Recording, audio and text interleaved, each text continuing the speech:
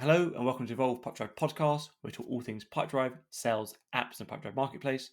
My name is Bruce Bignell. I run Evolve. We're a consultancy based in the UK, working globally, helping people get more out of Pipedrive, moving to Pipedrive or getting more out of it if they're already on it, through implementation, consultancy, training, and aftercare. If you are on Pipedrive or considering the switch to Pipedrive CRM, we'd love to introduce you to Evolve Pipedrive Sidekick, the EPS, designed to increase Pipedrive adoption, improve onboarding, and increase productivity with speed to insights and Evolve's knowledge and experience in the app. Today, though, I have the pleasure of being joined by Michael Maximoff, the founder at Belkins. Belkins is the number one ranked appointment setting agency for 5 years in a row now, driving results for businesses across the globe in more than 50 industries. I'm very excited to introduce Michael for the podcast for a couple of reasons. One, he's got his own podcast, the Belkins Podcast, where he talks to business owners and leaders sharing kind of personal and business success stories and during their growth stories. It's not always pleasant, but it is very exciting.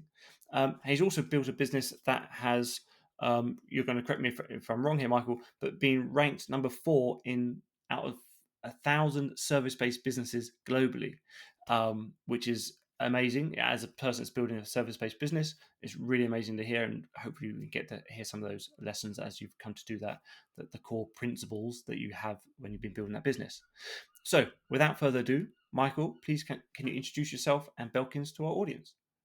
Of course. Thanks, Bruce. Thanks for having me. And hey, everyone who is tuning in, I appreciate you stopping by and kind of listening to me and Bruce talking sales and marketing. Michael Maximoff, I am based out of London, the UK. So we're probably neighbors with you somewhere in a Yeah, in just down in Brighton, just down here. Yeah. right, right. Um, I founded Belkins back in 2016, and we were like a cold email agency focusing on building top of the funnel. And as we've been growing over the years, we've transformed into a omnichannel appointment setting agency. As you mentioned, covering 50 industries. We currently have something like 200 ongoing clients from mainly small, mid-sized to enterprise clients like NVIDIA, Tech Data, Cisco. I have a global team of for Belkins it's 200 people, and primarily US, and then we are number 4 out of, I think it's like 10,000 companies actually. So Whoa. it's according to Clutch. Yes. Yeah. So it's number 4 global top professional service companies across all categories in digital marketing, app development, everyone. We're number 4, and yeah, we did from 250. So we were 250 like 5 years ago. We went up to 4, and every year we just kind of shorting that. And I hopefully in the next couple of years we're going to be number 1. We're pushing for it. um Besides Balkans, I spin off a couple of other agencies complementary to what we do, and as well as a couple of SaaS products. So I think I have about 10 logos right now. So as an entrepreneur, I have zero liquidity. So all my money are in businesses, and I'm just running the shit out of them and trying to build stuff and just create. So I'm kind of creator and the problem solver. So yeah, happy to be here and happy to talk to the audience about my experience and what's happening, because I'm kind of involved in a lot of different things, from acquisition, marketing, sales standpoint, different tech, both with AI, against AI, and so on and so forth. So happy to share that. Yeah, and that's one reason we spoke about this a little bit offline, but why I'm so excited to have this conversation, right? Because it is it feels very pivotal. I think we're going to look back at these kind of years post the chat GPT in kind of large language models becoming public, with AI being very accessible. But I really want to touch upon two things, I think. And one would be principles for growth, and hopefully we can lean into that, and sales and marketing, who's on whose side. So Right. um, 'cause I've got some thoughts on that. People would know me know I've got some thoughts on that, but you've probably got the most clearest understanding and skin in the game in this, right? So, Right. so that if we start with sales and marketing, who should report to who? Where should, and if we split sales into prospecting and closing, as a definition between sales, because otherwise it could get caught up into a number of different things. Yeah. what's your understanding? Like, what's your thinking, and what's your kind of framework for thinking about kind of sales and marketing in that landscape? Yeah, I think it's a great start. So, um, just going back a little, right? Full cycle sales was a like a go-to model for everyone, right? Like I hire salespeople, they prospect, they talk to potential customer, do business development, then they kind of qualify, close, drive new business. Very simple, right? Then back in I think like was like early 2000, and then going into 2010, the predictable model, the predictable revenue model with Aaron Ross, Yeah, scaling tech companies like we had him on here as well. right. So breaking down the full cycle role into the SDRs, BDRs, or like building up the pipeline, doing outreach, and then the account executives who are actually doing the closing, right? The problem with this model, and we've been running this model, and I've been running this model for over like 10 years, but the problem with that model is that it's not customer centric. It's about like the efficient handoff. So you're looking at the customer as this sort of like just this attention, like, oh, we kind of prospect, we get their attention, we move them to someone else closed, bam, we move them to someone else, right? So there's Mm, no like relationship building, and it's not customer centered, the model. And while for 10 years this model was working very well because you can tap into a channel like cold email or cold calling or LinkedIn prospecting, and through some conversions and some tricks and some kind of just suites, you can actually get it done. So I was, we were one of the best in the cold emailing space. So I was one of those guys who was able to create this cool, short, kind of conversational type of emails, bypass spam filters, get them delivered to the inbox, start the conversation, use different cool tactics like, you know, uh, bouncing off different people, referencing, creating some personalization back in the day. And I could generate from cold emails, say 10, 20, 30 meetings a month, and they were pretty decent, right? But as I was building my agency, every year the conversions went down. So there's a decline. And I think like the last kind of stone in the tomb was the last couple of years rolling into 2023, 2024 with like AI, because now everyone can access Apollo for like $10 to get leads. Everyone can access free tools. Like there's so many out engagement tools that are for free for folks, right? And also like now with AI, everyone globally can run a campaign, right? Like you can get the messaging. So I've seen the report somewhere that in 2017 there's on average a decision maker was getting about, let's say, 200 cold pitches a month, right? Then every next year this percentage grew about 10 to 20% every year. So you have like 2016 200, then you had 220, then 250. From 2023 it went up from 400 to 800 a month, right? So it's just drastic change, like yeah. drastic change. Again, a lot of automation, low barrier entry point. So so again, that brings me to the point that the model of predictable revenue, wherein you can have an outreach or outbound team that will be doing cold emailing or cold calling or just the combination of both, separated from the entire GTM function that the company can be doing. So the marketing can do something else, the sales team can do something else, but that force can actually build the pipeline is gone. So Mm, we were one of on the front line of this, right? So we were the one coming in and deploying the strategies, and every year the cost of acquisition or cost per appointment was up. So I started with like $250 $300 per appointment book, then we went up to 400, then 500. Then when we were getting to 750, and our clients are like, guys, it's being very expensive for us, right? We're like, shit, something needs to be done here, right? yeah. So as a result of that, we were like looking into strategies that can help us to breach both sales and marketing and create like a unified GTM team where like both teams can work together to build up the pipeline and drive revenue ultimately, right? And as we were doing this, we start noticing that a lot of companies are talking about um, moving away from the predictable revenue model where you have BDRs and account executives and as a part of the sales team into BDRs and SDRs being a part of the marketing function, and actually leveraging multiple channels and integrating into different stage buying journey like awareness, activation, engagement, conversion, and sort of like working with the marketing very closely to not just kind of run more smarter, more kind of sophisticated campaigns, but also being a center of data sourcing. So now BDRs are just going out there, building the audiences, sourcing, enriching the data, sort of like looking for intent and doing a bunch of other things that were inherently done by either marketing or haven't been done before. So there's like kind of transition of role. So where I'm coming from right now is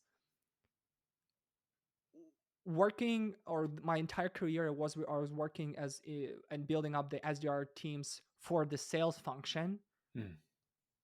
investing always into my marketing. So we're spending between 10 to 20% of our revenue on the marketing. So now it's about $2.53 million a year. So I have about all whatever is happening in the B2B marketing, I already kind of doing that. So for over Yeah. the years, so I was kind of doing that.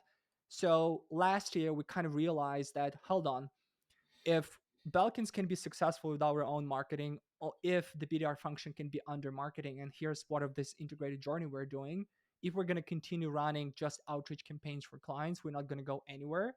So as we've been kind of bridging this and pulling the BDR function into marketing, and now start working with marketing leaders, not just with sales leaders, that's where like a lot of companies these days start talking about, hey, we need BDRs into marketing. Attribution doesn't exist, and some other things that we can touch base today. But that's what kind of like just some backstory of why we're here, and that also answers the question of sort of like who should be in charge, right? Yeah. So yeah. Yeah, I think it's a really good context, and it's from a. I've got so many other questions on that. One would be, what with this change, how are marketing leaders embracing having those extra people in their team, um, and what would be some recommendations for the individual reps or the marketeers that are running those teams, how to have those conversations and how to with those new team members. So where I'm thinking with this is, how do you uh, a typical a a typical SDR would have maybe had commissions based on the appointment setting. How do you then incentivize them if they might not, a marketing team might not typically have those incentives in place? Yeah. So how would a marketing manager that's now looking after those SDRs, BDRs handle that? So there's one. And also, what's been the pushback when you're making these recommendations to the business that you're working with? Oh, actually, the roles that we're filling now, what that should be handled under the marketing. What are Yeah. some of the questions that are coming up, and how you're kind of Yeah. retorting that at the Yeah. minute? I'm gonna start with the end, with the second part. Yeah. So right now, I think about 40% of our clients are executive leaders, like executives, like C-level executives, like CEOs, probably COOs, people responsible for operations. 30% are sales leaders, and about 30% marketing leaders. And we've seen the shift into from transition from more sales leaders wanting to do outsource SDR into more marketing leaders want to outsource SDR, right? Mm. And what I'm trying to do right now is I'm trying to bake in my offers to different groups and just tailoring the way we wanted to kind of proceed with them. So let me explain. So if you're a sales leader and you wanted to tap into this more complex omnichannel integrated journey, I'm not coming in as a marketer saying, hey, here's the way you're going to do it. What I do is say like, hey, we're already doing outreach, right? We already do that. It already kind of works. How we can push the needle into the direction of getting the conversion, like what are the simplest channels we can integrate, and what are the sort of like ways we can build relevancy and warm up the audience before we actually move into the conversion state, before we reach out to people and say, hey, let's get on the call, let's talk shop. What we are trying to do is like to establish the relevancy, establish the sort of like the timing, and build some touch points with them, right? To kind of to build the touch points before we kind of do the conversion, right? And you do that by just simply thinking about like, hey, what are we doing on LinkedIn? Can we do some thought leadership posting beforehand? Are we Mm. connecting with people beforehand? Is the leadership of the team or the company connecting with folks? Like, can we run a couple of the webinars? Do you hire a case study? Can we highlight this case study here, right? Like, so I'm trying to, because I am not, I don't have a marketing background, so I'm a self-taught marketer that had to become a CMO and had to start building the journeys for clients. But Yeah. I bring in this kind of simplified way of looking at the marketing, the fundamentals, right? So that helps to kind of sales leaders to open up themselves into understanding that the marketing is not about running paid ad campaigns, organic SEO optimization, and some other bullshit that Yeah. marketers are usually, putting But you, I right? think that there is good reason why marketers care about that, right? Because Right, if you look at the legacy of these things, I experiencing SEO, so SEO and PPC teams, right, so SEO and PPC teams are on the marketing umbrella. right, You basically could call it a sales team and a marketing team, right? Because the sales team wouldn't get the budget, or might get the so the PPC team get the budgets, because if you put £10,000 into it and they have their ROI of £50,000, well, that's a 4-to-1 um, right, like return on investment. How do you then prove that for the SEO team? It's a longer brand play, you right, might say, right? exactly.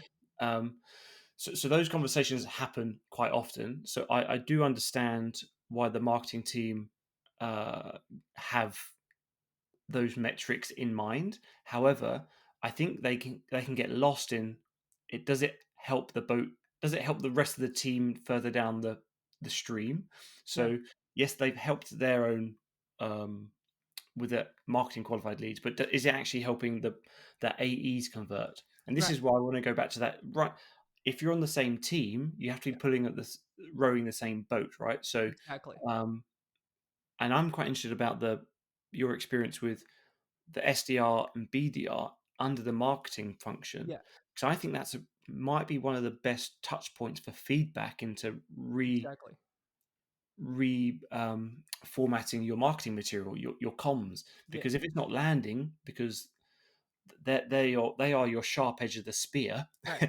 Yeah, um, to get feedback, and those feedback should be feeding back into your yeah, ABM marketing campaigns, right? So right. what's your Yeah, experience on I've had a great interview with Alan Knuth, and she said a cool thing that BDRs is one of the most difficult job because you're tasked to breach a contact with companies that never heard about you, right?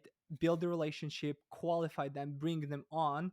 And this job is done by the most junior, less qualified yeah, people that have yeah, the less business acumen, right? So yeah, instead of putting on this task, the most difficult task, your best people, the most qualified ones that have the best business acumen, the best understanding, we're putting the most junior ones, right? yeah, And thinking that, oh, they're going to do the job, which again, obviously they won't, right? So again, so that's the way we kind of work with kind of with sales leaders is to kind of breach that the you shouldn't think about marketing as this £500,000 a year investment that you need to do all of those things, but rather like it's just building up the touch points within the channels that you have available and just kind of building that kind of long term kind of traction. Now, on the marketing side, what we are doing and what the marketings are care about these days is that they don't care about the leads if they don't convert into on close sales or not convert into pipeline, right? So marketers need the pipeline, but so that's why they're thinking about what can we do to build a pipeline, right? And how we can get the message delivered, because now sort of like just delivering the message through paid ads or social, like try to do content on LinkedIn. Like, would you get any results? No. Like, you're gonna have 0 likes, 1 2 likes, zero exposure. Not possible, right? Like putting out like $50,000 a month on ads doesn't make sense. Like just doing the blog doesn't make sense. So they're thinking about the ways how we can engage the customer, how we can build a relationship. So instead of building subscriber list on your blog, what you do, you kind of build audiences, you tap into them, right? So again, depending on the type of executive working with, we're trying to kind of bring up the best from the other side. Now BDRs, as you pointed out, are great into being the best from both worlds because they have tools in their arsenal to be able to do actual outreach. So I can research my target audience, so I can find whoever is the perfect client for me. I can reach out to them, I can engage with them, and I can deliver them the message that I want. So I can I invite them for the webinar, I can showcase my case study, I can send them the report, I can sort of like so I can do essentially whatever communication I want. The problem with old BDRs or old playbook and was that the messages that the BDRs were delivering or were sending were only conversive message. So like hey, let's book a call, right? yes, But yeah, now because BDRs is the part of a marketing function, they can deliver whatever message they want. So they can again, so they can create the stage journey. So initially what BDR can do, or like the way I do, let's say, even before BDR start reaching out, I have this 1,000 accounts that I would want to work with you with them, right? My team built that account list. I reached out to people and I just connect with them. I connect with founders, we head of sales, we head of marketing, and I start building relationship. I don't pitch them, I don't do anything for 3 or 4 months, right? Then Mm. my BDRs start connecting with them, and as they've been connecting with them, now they start kind of reaching out and maybe sending relevant articles, reports, case studies. They don't asking about anything. They're sort of like mapping out the potential, right? Then they can move into sending the case studies or gated content, and then they can move into inviting people for the webinars, right? So only after the customer goes through all of these touch points and they come into like, so now you already had 60 70 interactions with the brand over the course of 6 months. Now when BDR can extend the invite to join a call or get a meeting booked or get a demo, it's a totally different ballgame, right? Because your prospects already aware of your company, they saw your brand multiple times, they probably have been either part of the webinar or saw something or engaged with you, they're already standing out. So now sort of like betting, And they haven't been pitched that right, whole time. right. They haven't been pitched the whole time. And now with tools like RB2B or any other cookie identification tools, you can see whether your prospects are sort of like going and checking. So like I can check like, oh, I sent an article. Did they read an article? Have they been? Yeah, So if they read, I can then personalize and say, hey, I can give you a call and say, hey Bruce, I saw you were reading an article about this. Would you like me to to arrange a call or with the team where we can discuss like, are you guys right now yeah. trying to search for the vendor or whatever, right? So it's more personalized, more relevant. So we are looking for this relevancy part, not just kind of the personalization, like looking Mm. for whatever school, right? That's one thing. And the best thing in this approach is that BDRs are not cycling through the leads this often, because one of the challenges for my team was that even with a great campaign, we were cycling through the leads so fast and we had to add to our total addressable market new leads every month. So within the Yeah, year, we cycled through the entire TAM. And as a result of that, there was like, shit, where are we going to go next? yeah. But now with this strategy, BDRs can cycle through the same list again and again and again with the different stages, more touches, and make it more integrated. And now here you can put in technology, you can put some other things, and it's just more smarter. And we do that because BDRs are part of the marketing function. So now they have access to all of the other things that the marketing team is doing, right? Mm. And obviously, it's not for everyone, but I think that's just the future for those businesses that have higher ACV, that sort of like have a difficult to tap into buyer awareness and sort of like get their attention, as well as like having a very competitive space, as well as maybe having 5-10,000 companies in their TAM, and they already are spending $5,000-$10,000 into on their acquisition, right? So they're already spending that much. Yeah. So Yeah, that's great. I always liken this to, you got 100 people in a room, right? The ideal customer profiles. You're in the right room. You've got the right message, the right offer for that ideal customer profile. We know that only 3% of your ideal customer profile will be buying that quarter. right, So it makes complete sense that the BDR shouldn't always have the let's book a call to buy. They should be, and if you want to have that relationship or you want to get into those accounts in the long term, not just thinking about this current quarter, then you have to provide value for them so then they come back. Um, what does all of this mean for the AE? How's that changed? Because they were used to having a lot of uh, introductory calls, demo calls. Yes, it's being qualified using a medic or band method, whatever you right, want. Pick your poison for your qualification methodology, right? It doesn't really matter as long as you're the one that the business uses is the most important one.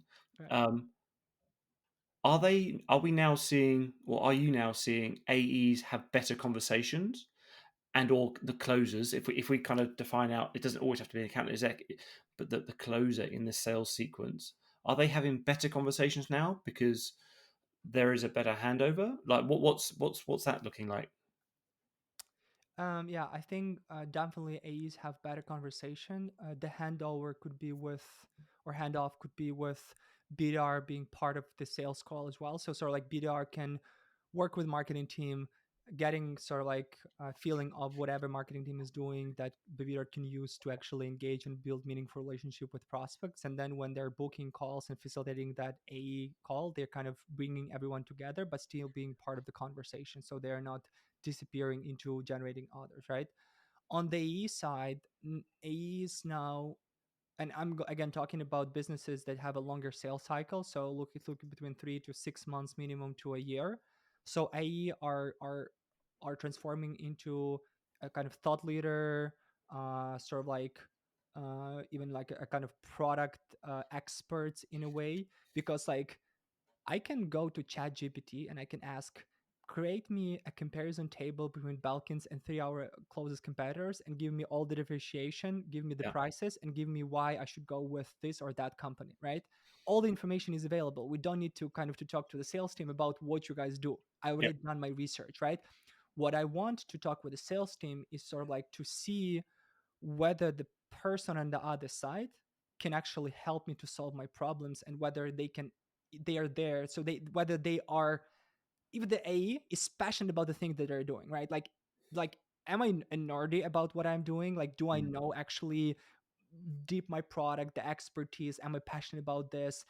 Do you want to build a relationship with me? So like on an emotional level, like I wanted to Yeah. get an emotion from the sales call, right? I'm not like, getting the information. So as a result of that, like if you are an AE that never posts about your product, that is not curious about your product, that is not curious about your industry, and you're not building relationship with your clients, then you're not going to be successful building your pipeline because you're not on the call to build information. On the Yeah. flip side, if you actually are super passionate about your industry, you're posting about it, you're working with your delivery team, you have former clients, you have a pipeline, you sort of like have a followership, you kind of are pushing to the sort of like you actually care and you are standing for your brand and you guys are making the difference, then the conversations would be different with prospects, and the vibe and the pipeline will be different. So Mm. uh, and AE being on the job like that for a couple of years are building their network and their pipeline to the point where they can be a full cycle sales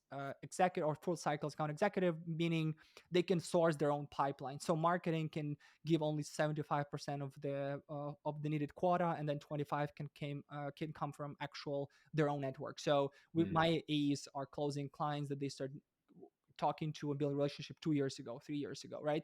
So we're gonna see the transition where both the BDR and AE role, people are gonna stick more to their jobs, to their industries, without jumping between the industries and jumping between this, because they won't be able to capitalize their book of business. So I think like book of business and the relationship will matter more Mm. for AEs than they were before, because now it's going to be more difficult to build a fresh pipeline than it was kind of before, right? With the meaningful kind of conversations. That's really fascinating.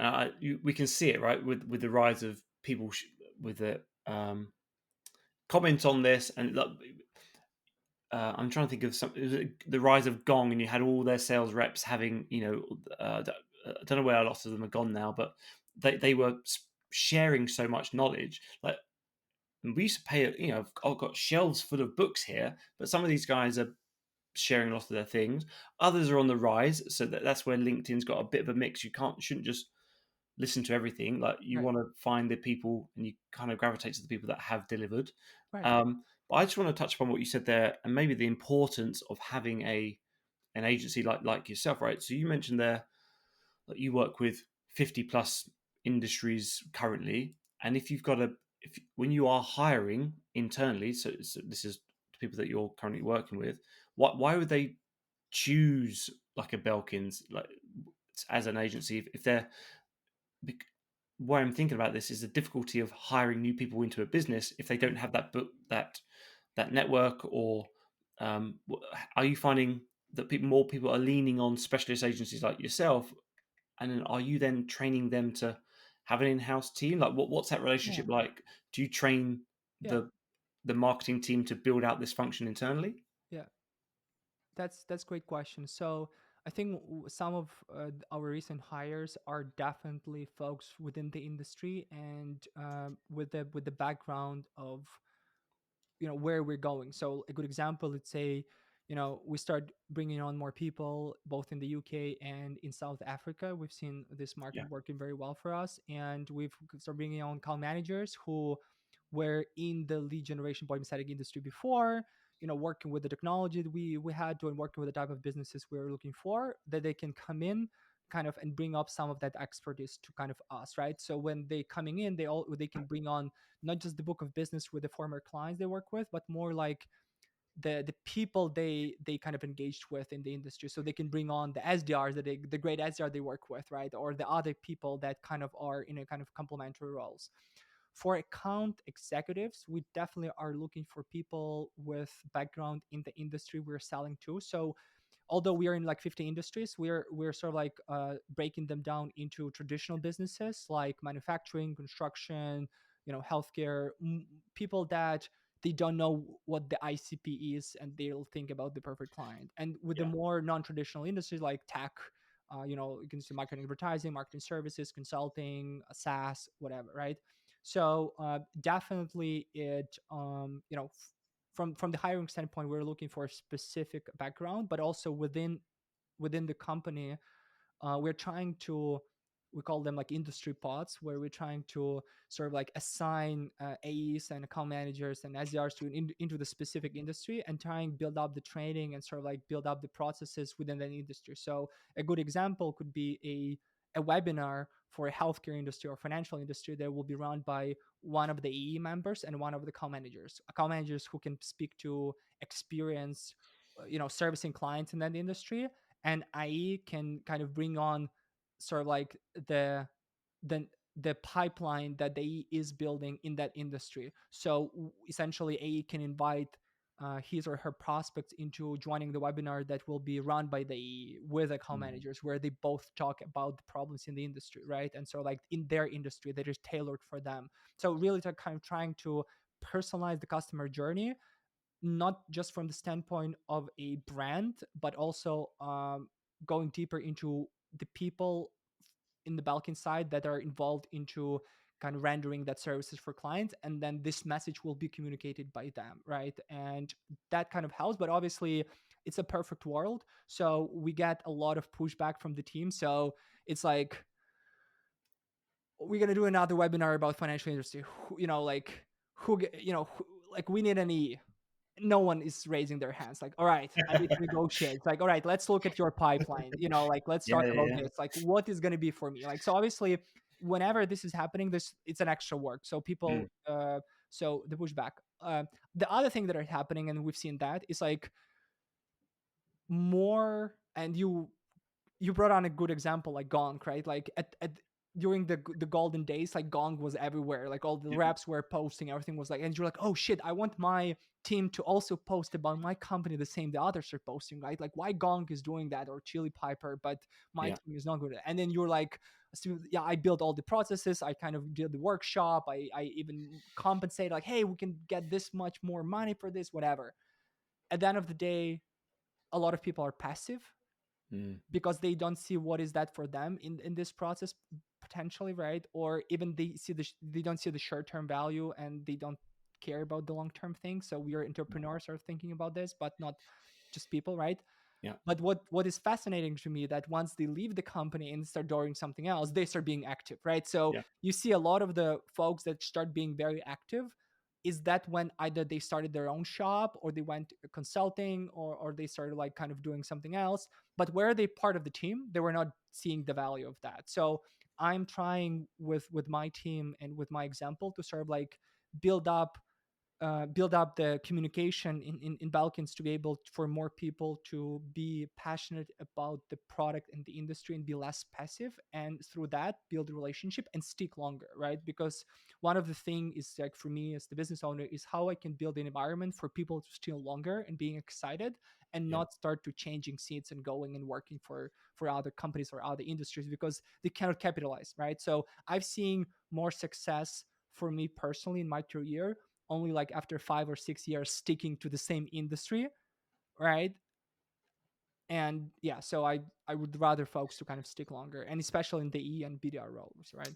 yeah. That I think that's a whole other conversation, a piece about how you align that, and you want to give people, empower people to feel good about their job, and aligning your incentives as a business owner with their own personal incentives as they grow. And if they do get too big for the business, actually maybe they do go on elsewhere or whatever else. But how do you communicate that what you're doing for us now, yes, it might feel, if you're a salesperson, yes, it might feel like extra marketing or extra work, that the brand you that you're adding to Right. is kind of immeasurable. But you as a business owner, what you're basically telling them, I want to build up your brand you Right. equity. Exactly. Your equity. Yep.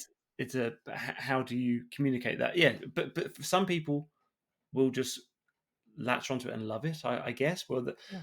who are always going to excel and perform well, whereas the others might not. So maybe but I think that's a whole nother conversation about Yeah. how to Build manage that. equity. Yeah, I love the word equity, sort of building the brand equity on on individual level, contributor level, right? And then because like what is Belkins is the sort of like all the all the equities of all the brands in the company So, combined, so right? how are you going to get from 4 to 1? Right, that Yeah, isn't you. That's because people trust everyone in the business. exactly, exactly. Yeah, yeah, yeah, yeah, yeah. Hmm.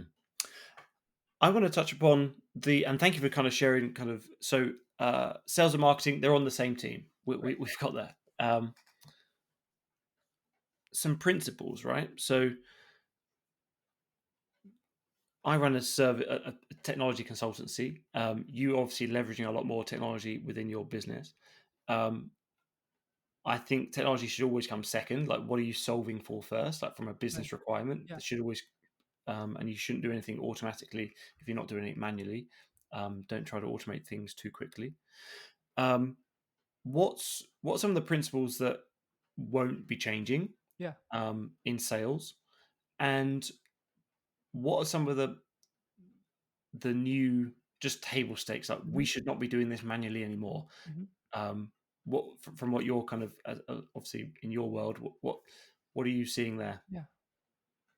So I think pipeline should be the first thing you think of when you start the business, and the first thing, the first automation, the first technology you implement, and this is the best asset. So it's like integrating a free CRM or a CRM and building up your pipeline from the day one with your first business conversation is so important. This is like if I start a new company, this is the first thing I talk to my CEO. I say like, we're gonna get the CRM ASAP, and you're gonna log in all the contacts, all the companies, all the conversation, all the notes from the day one. This is like it's a non-negotiable, Mm. right? This is because after that you can build up and break this down into like different stages, like, oh, these are the new people entering the pipeline, what I can do with them to nurture them. These are all the people that I'm talking to, what I can do to build up touch points with them.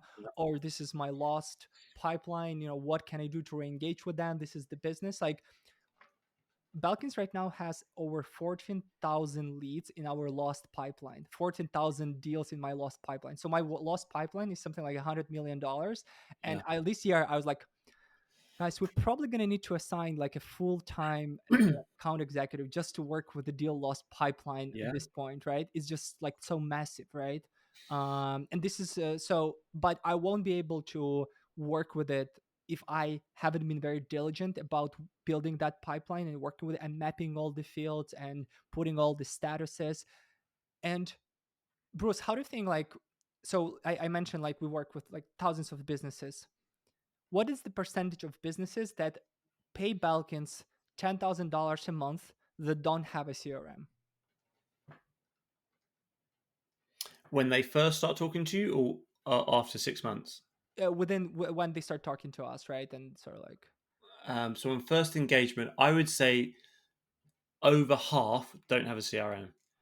so like 30%, they don't Okay. have any CRM. 30% or 40% they're actually good, and about 30% they just have it but they don't update it, they don't do with Okay. it any loads. They're like, it's like just a like a cemetery. Very often they don't do any RevOps, etc.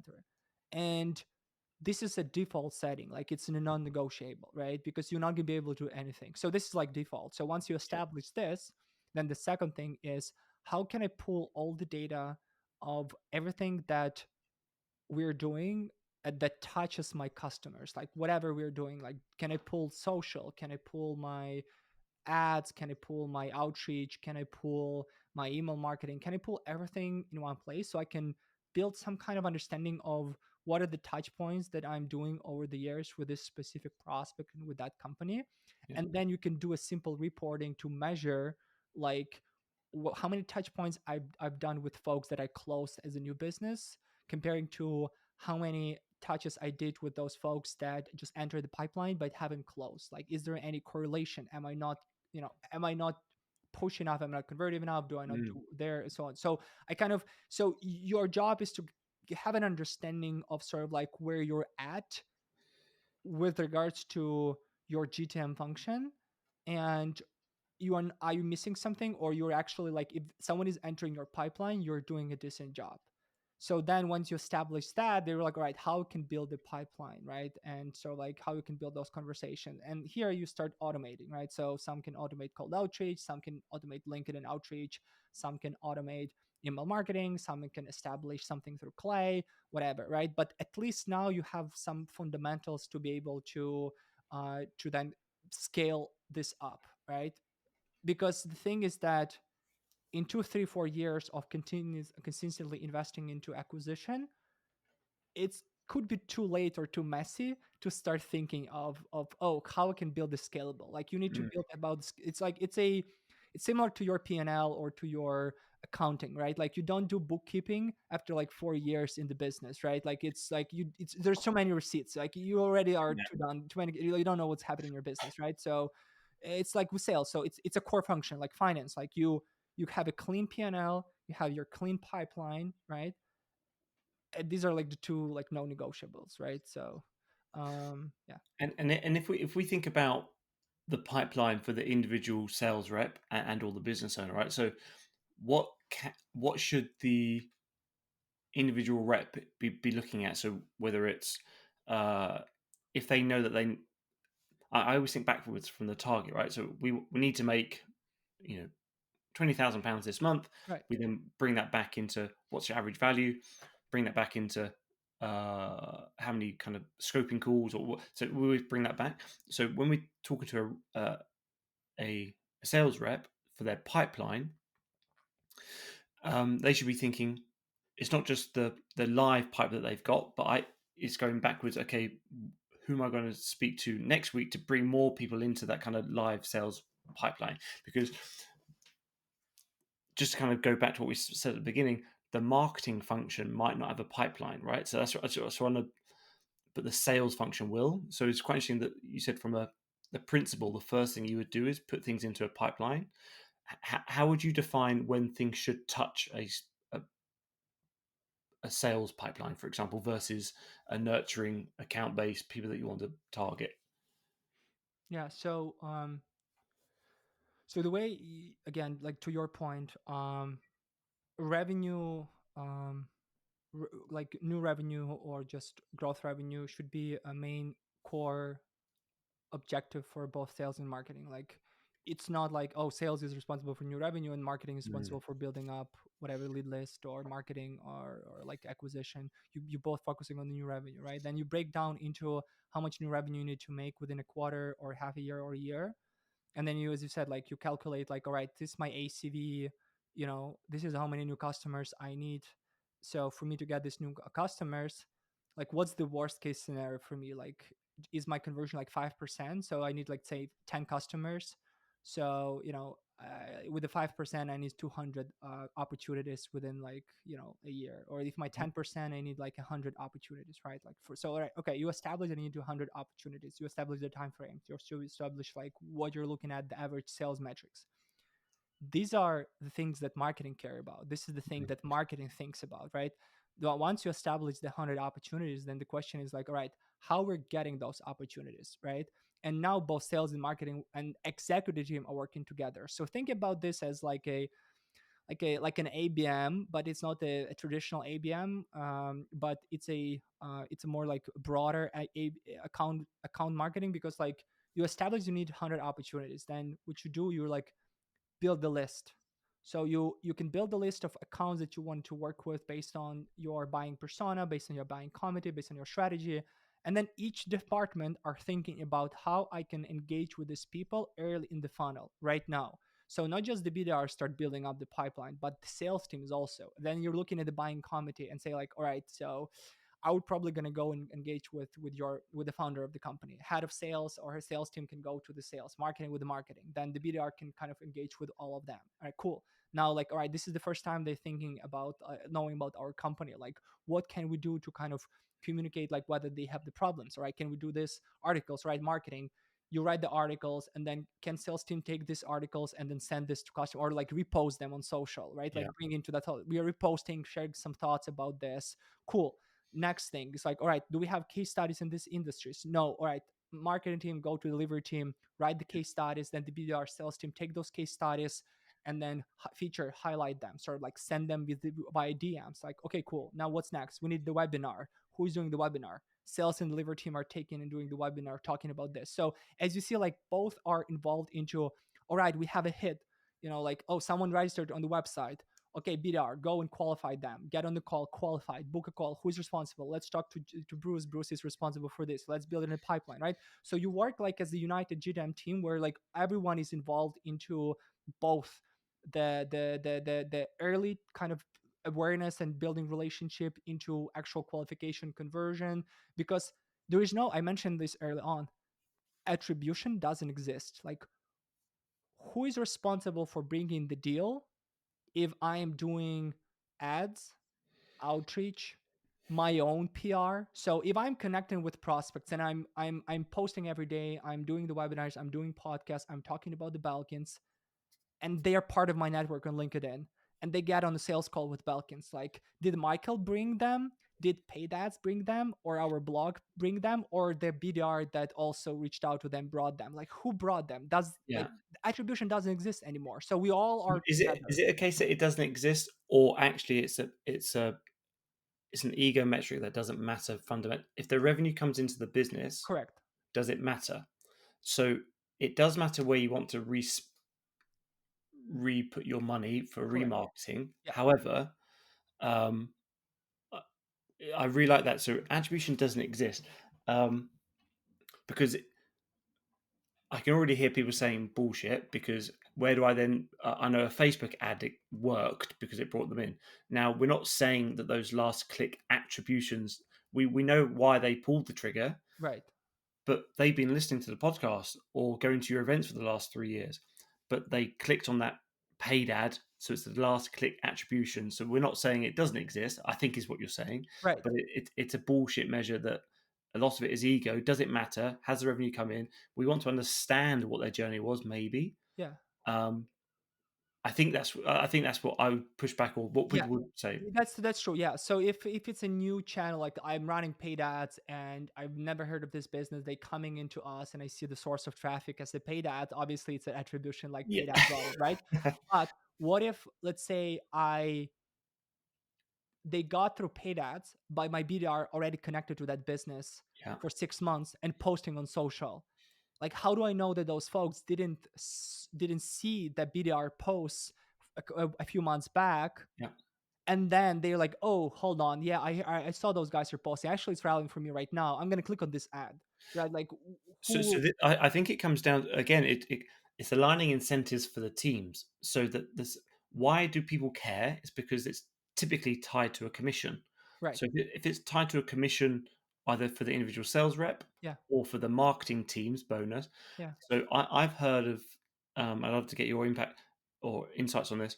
How should you um, reward Yeah. that kind of sales and marketing team? Should it be a group piece? Should sales reps still get commission? Like, Yeah. what's your kind of thinking on that at the moment?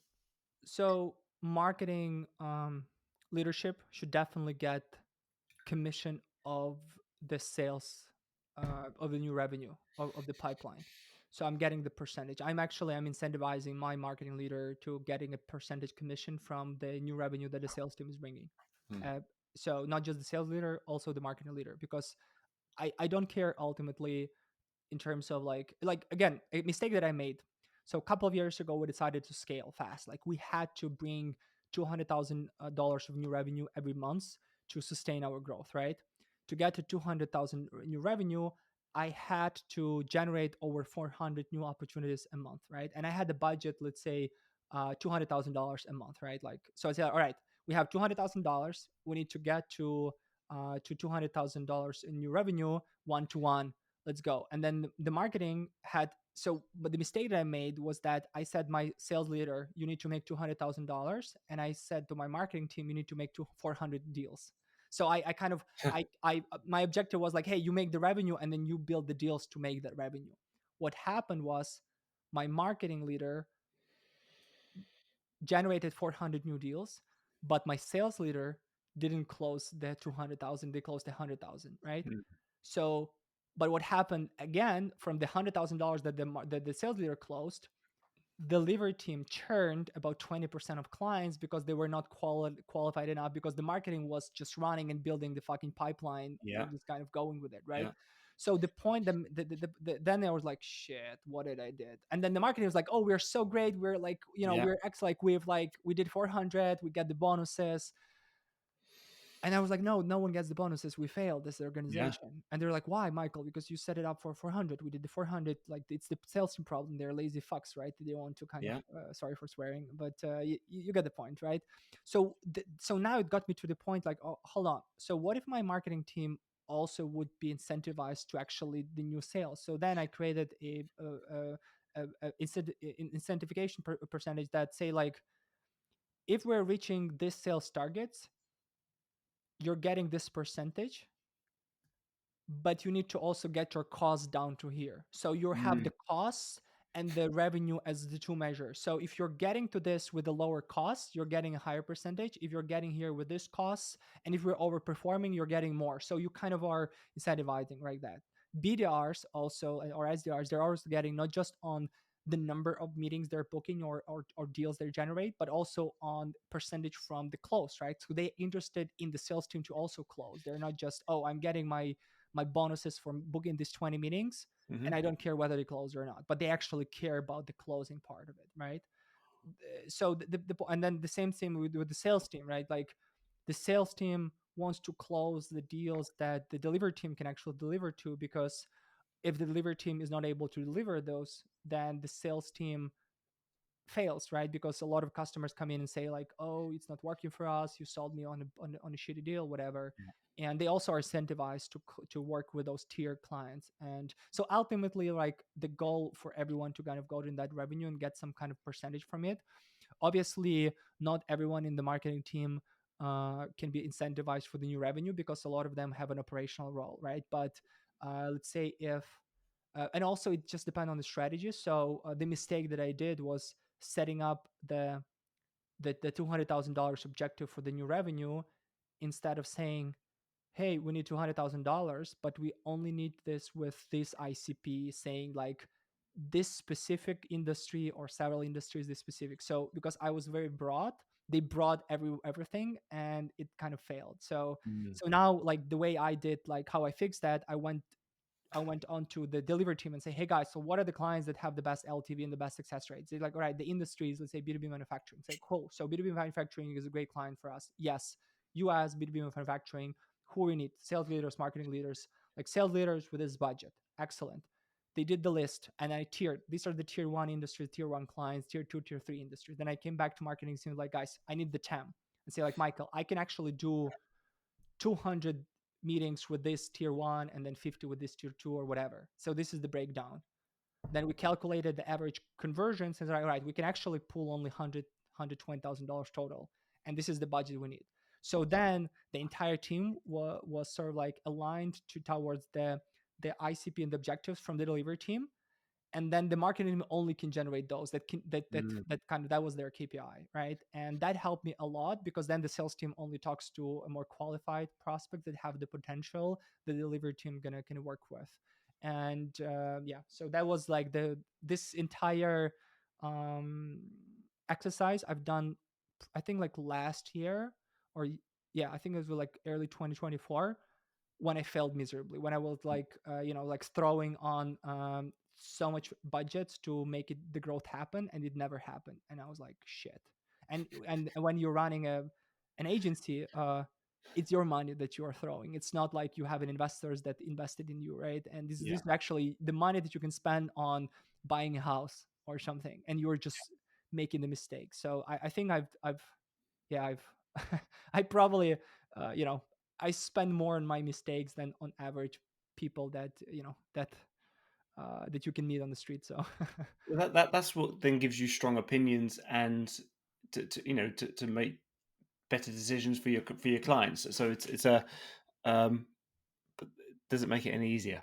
yeah, yeah, um, this is awesome, Michael. I just want to kind of I could talk to you for another couple of hours, but I just want to kind of wrap this up just so people can, because I think there's a lot of actionable things that we spoke about here, and we'll digest some of these and make sure that there's links to what you've shared about there for further reading as well.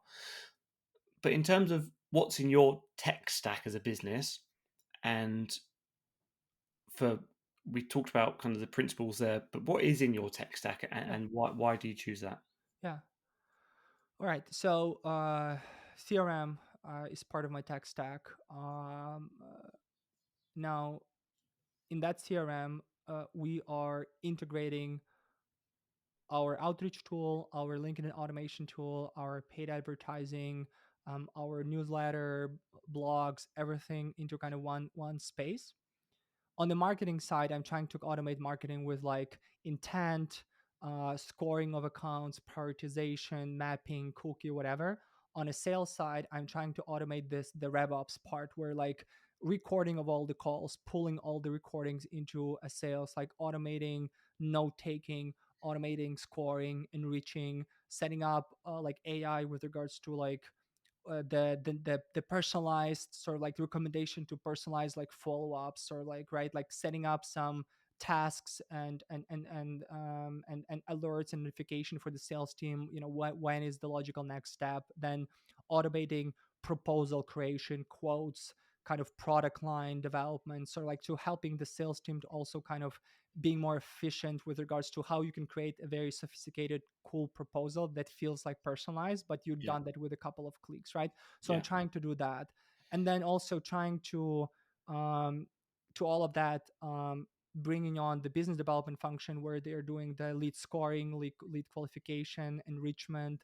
So the some of the that tiering that I mentioned is done automatically. So when you enter, let's say, Belkins webpage and you kind of book a call with us, how you can automatically be scored and sort of like qualified based on your digital footprint. So AI can go and check and scrape your website and your LinkedIn page and verify whether the information is kind of accurate, and then send some recap to a sales team with regards to who they're meeting, right?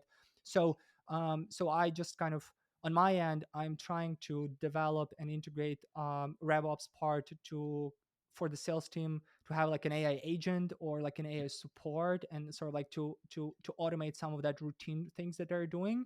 But I'm not replacing so I'm not replacing the actual conversation. So sales reps should send out follow-ups themselves, should kind of invite people. Now I can mm, set up an automation saying that, hey, you haven't connected with this prospect on LinkedIn, go and do that right now, and they can get the Slack message saying that, right? But they should do them themselves and sort of like and do some other things, right? mm, One of the last like really cool sales optimization that we've done that is like incredible, that not many people are doing, is because we're listening with AI and taking notes to all the sales calls. We developed the framework of how you gonna sort of like do the quality assurance and how do you sort of like evaluate how the call went based on a certain framework that we feel is the best framework for our sales team. And AI, what it does is sort of like analyzes all the calls that the specific account executive had during the week, and then it's sent in Slack to the manager and to an actual like account executive in Slack in the group, this the evaluation of all the calls, and say, hey, here's what you've done amazing in this calls, here's what you the areas of improvement, and this is what you not need to do. And then it send a weekly digest with regards to like, here's how you're doing, and then it can evaluate how every next month you're doing better and if you're fixing this problem or not. And the cool thing is that then AI can also send examples of another account executive who are actually do this thing that you are not doing good the best. So you can say, hey, check to Bruce Call. He's actually doing this best. So it also picks up and sends to another executive the best calls of the other. So it's like peer-to-peer learning. Yeah. And it's all done like automatically based on the calls that you have. And another example, you take these calls and you feed this to your marketing team. So now marketing team, when they sort of like are talking, oh, we need a web page to talk about pain points of this industry, they already have all the sales calls. So they can say, all right, get me the recordings or get me the scripts of all the calls that we had with the healthcare industry with decision makers and rank them about like what are the challenges they're talking about. So now the marketing team, without actually talking to a sales team, can get the sales team participate into developing the GTM function. And you've done that through like just listening to sales calls and integrating that into your CRM. That's Mm. kind of it. The principle is listen to your customers Yeah. and all your prospects and all, you know, it's that front line human to human interaction there. Right. Even though at some stage we might outsource some buying to agents that are buying off other agents, I can imagine that happening, but or it is kind of happening in some places. But and actually, I love how you answered that question. I asked you what's in your tech stack, and you answered with the business problems you're solving, not specific tools. So a lot of people come to us with, I want this, or I want to automate my business. What the hell are you trying to solve Right. for? So that is a really nice kind of run through as a framework about what you're solving and what you find important to solve. And I love um, the AI coaching piece at the Yeah. end as well. That's Yeah. really really cool. Yeah, I think we're going to see more and more of those, and this Yeah. is the power of AI. So I just again, my point on AI is that it should enable your team to do better rather than replace everyone, Mm, right? So you shouldn't be concerned that, oh, I'm going to lose my job, it's going to replace me. No, you should mm. say like, how do I embrace the AI agents for me to be better, right? And just to do better and yeah, to do things faster. So And just as we look to finish up, what is your story as an entrepreneur? Like, how have you um, come to meet your co-founders? How have you, like what's your kind of story in that regard there? yeah, so I am Ukrainian by origin. I actually was living in Ukraine and working for a tech startup in the US before I started my own business. I met my co-founder at that startup. I was actually a sales executive, and he was a part of the marketing operations. And yeah, we hit it off. Then we were laid off without getting paid the last month, so I hadn't any savings to pay the rent. So, and I was like in my early 20-ish, so I was like 22 or something, and I was like, okay, I need to figure something out. And I wasn't like, I didn't have a particular I wasn't like as bright someone who graduated a good college Mm. or had sort of like a network or very like bright about something. I was just very like hardworking guy that was like just really. I was the first one starting getting in the office early in the morning and the last one leaving the office. I was like and giving shit to everyone. So I actually tried to sort of like I was giving shit to my product team, I was giving shit to my designers, I was giving shit to office managers. Like I was like everywhere. So everyone gets like, why I'm this? going to translate giving shit to feedback. So Right? Yeah, yeah, yeah, yeah, you're yeah, yeah, giving yeah. feedback to Yeah, I was everyone. like giving feedback and asking like, why are we not doing this? Why do we don't Yeah, have this feature? Our customer want this, and then like obviously no one appreciated that because they thought like you're just an employee, right? yeah. So when we were laid off, we were like, all right, it's going to take us some time to find a good job, and we kind of don't want to play by other rules because everyone sort of like try to put you in a category like, oh, you're an employee, this is your title, this is your position, this is what you do, rather than these are the things that you're passionate about, you want to build. So why don't we build up some kind of get some friends, get wife, family, whatever, and get something going. And we know how lead gen works and how the business development works. So the story goes like, we have no money, we have no savings, we need to do something, and we decided to start a company. And the reason why it's called Belkins is my co-founder, he played Dota 2, like a computer game at school, and he had this nickname, and then he used this nickname to sell bags on the Amazon from AliExpress. So he was like shipping from China bags to kind of Amazon and kind of making a buck from it. And he's like, all right, Michael, if we're starting an agency, here's the I have domain name. And I was like, this is the worst domain name, the worst name for the business, Belkins, like the worst. Like I would never buy leads from Belkins, right? And he's like, no, this thing gonna work, I trust me. I'm like, all right. So we start rolling with it and just get everyone, our friends, best friends, to work with this and build an environment where, like, it's just, I was building place for me to work and create passionately, and I was kind of treating everyone the same way. So like, hey, we're partners, we're here to get things done, service customer, let's create something beautiful for me, and just let's make it that it makes sense. So yeah, be very self-aware, so if we don't know this, then how we can learn from it and just kind of build from there. And that brought a lot of passionate people on board, and through that sharing and caring and grind and hard work, we were able to kind of build up the business and spin off some other things, and always kind of move carefully.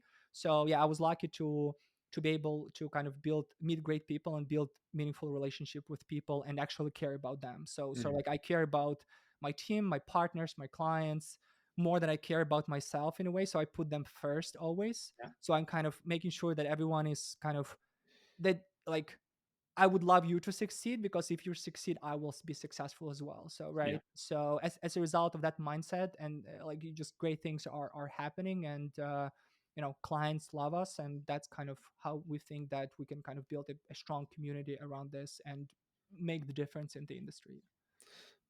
I love it. And I just will just ask one more question about your co-founder. What was it that you bonded so well over? So, and was it a case that you were the same person and you just kind of were energizing each other, or do you have kind of complementary skills? What's Yeah. your Oh, we definitely have complementary skills. So I was always responsible more on the front side with like client management, acquisition, marketing, and my co-founder, he's more technical, so he was into legal, finance, operations, tax, or like automation, growth hacking, something that sort of like.